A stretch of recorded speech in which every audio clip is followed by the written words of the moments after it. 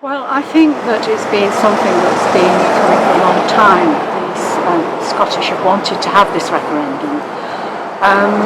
My thoughts are, if they vote yes, and I think they may well do that, is that there will be repercussions for regional people here, for all the regions here. If they vote no, I also think there'll be consequences for devolved power in the counties in England and in Wales. I think it will be come to time. It's good that so many people have registered to vote, especially young people. I think now it will just about be to stay within the Union. And on balance, I think that's the right thing.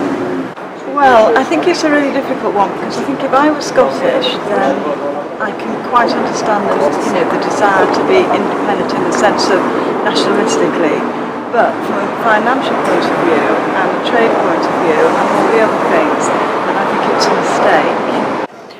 I think they should vote yes. That's what I think they should do, because I think this is going to be an ongoing problem. It's going to keep reoccurring.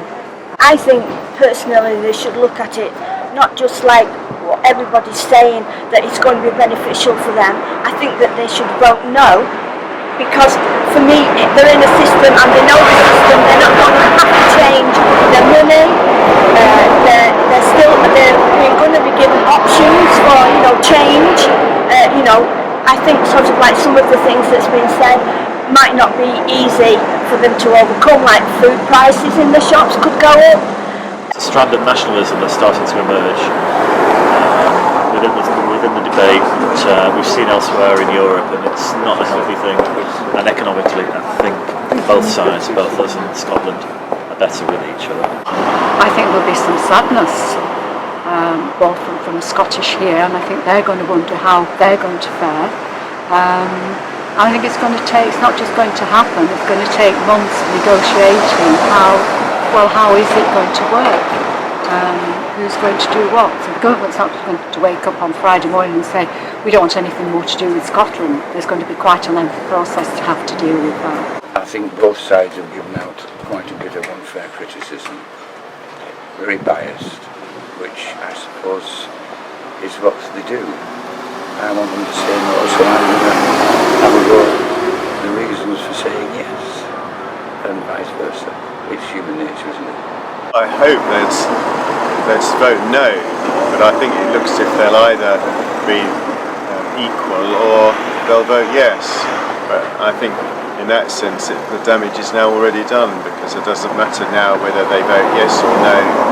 I think the damage to the Union of the United Kingdom has been done. I think it is going backwards in history. It was separate, and whilst you can understand it, and it's nice to go over the border and it feels different, then it's the same with Wales, it's the same with Cornwall, it's the same with Devon.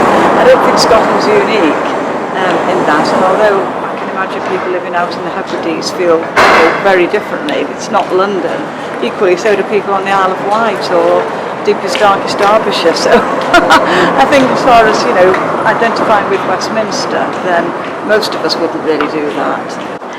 They are obviously gauging a lot of their decisions on the North Sea oil, but nobody's got any guarantee to know how long the North Sea oil will last. In the foreseeable future, where is that going to put them if they're out on a limb on their own? It just appears that if you live in Scotland, then you have a vote, and if you don't, then you can't, and that disenfranchises a whole load of people, and it enfranchises a whole load of people who perhaps aren't entitled to vote. So I think that's a problem as well. I don't think it's in the best interests at all. A nuclear-free country. We're going to be building a new destroyer shortly, which will obviously be powered by nuclear power. They can't possibly get a contract such as that. I think it's inevitable there'll be an English backlash, and that English people will start thinking they should have much more independence themselves.